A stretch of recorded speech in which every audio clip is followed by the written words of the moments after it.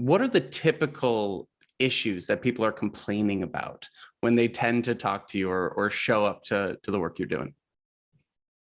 So it's kind of changed over the years, Martin. So as you probably know, I work in the space of career consulting, and specifically I focus on people who are navigating career transitions. And I've done this work now for about a decade. There are some things that have been pretty consistent in terms of what people have come to me about. And then there have been some things that have emerged as a result of the pandemic. So typically over the years, what I've talked with people about are things related to job dissatisfaction, not feeling like the work you're doing is aligned to your strengths, your interests, your talents, your skills, making sure that you're doing work that you find meaningful, making sure that you're in a profession that allows you to live the kind of life that you feel good about, both personally and professionally. I'd say recently, since I'd say 2021, there's been a little bit more of a thirst for doing more meaningful work. I think there's also been sort of this, I guess, awakening that people have had over the past couple of years as we've been dealing with the pandemic, different ways of working, people's now having their eyes opened to different ways, more flexible ways of working. And so now that they've seen that that's possible, going back to just the way things were doesn't seem to be as palatable for people. 100%. Yeah, that I like how you said that, the palatability. Yeah. When it comes to doing meaningful work, I think that that's such like a big thing for some people to wrap their heads around. I think they know maybe they're unhappy, but what would you say makes work meaningful for people? Well, there's a couple things, Martin. I'd say number one is doing work that you feel makes the most of who you are. I think personally, I can talk from personal experience that when you're not doing work that you feel makes the most of your talents, your interests, your skills, your strengths, that's really frustrating on a day-to-day basis, to not feel like you're doing work that you're well positioned to do. I think the other thing that makes work meaningful is, and this I think is unique to each individual, but trying to make your unique contribution to society, to people around you, to the world around you. It doesn't mean that you have to be involved in some sort of, I don't know, a green initiative, or it doesn't necessarily mean you need to work for an NGO or a nonprofit, but just doing work that you feel is having some sort of a meaningful impact in your world, however small or big you want to define your world.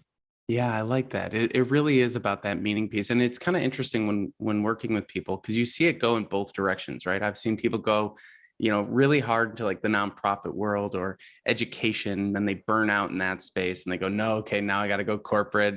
Or then the next call I get on is someone in corporate going, no, I need to be somewhere that's more, Right. aligned with my values. And they're going, the nonprofit way.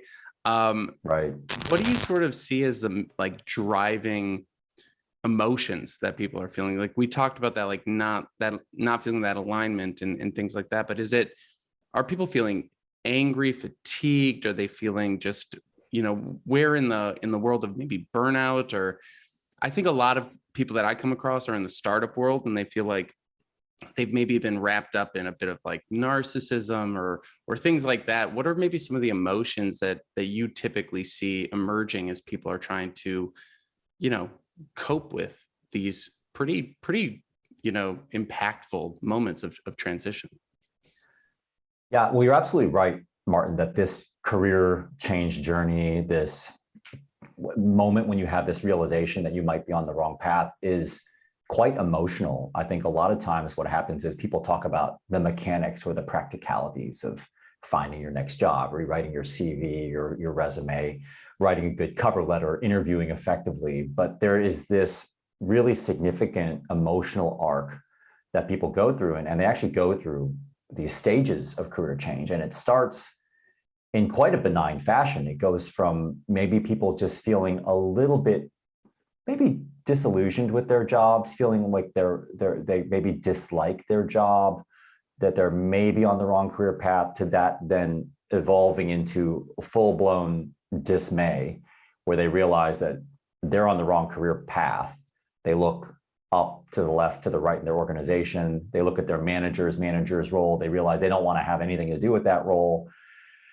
And then that dismay can eventually result in people trying to fix things, either through doing a side project or doing an evening class or finding some way to offset the lack of fulfillment they're feeling in their day job. But what happens is, and this is typically where I cross paths with people, Martin, is they reach this point of exhaustion.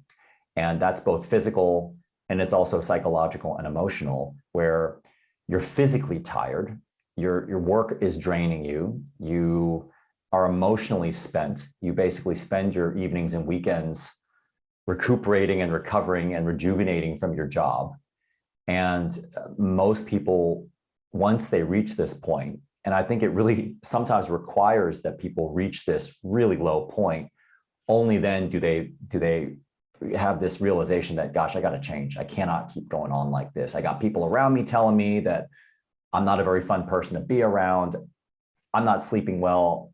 I'm in bad shape physically and emotionally, and I gotta make a change. And that's typically where I cross paths with people. Yeah, I love that you identified the physical markers, because I think we don't always identify those as strongly, right? Like, when people start getting insomnia, when people start getting, I remember in one job I had, I was just so stressed out about it. And, projects kept getting canceled and you kept spending all this time, like putting all this energy into something that 2 months later didn't even exist. And you're like, what's going on? Yeah. And I just remember when I did leave that job, I was 20 pounds heavier and I had no clue while I was in it that anything was even happening. It's like this subtle in the background, slow change that happens, right?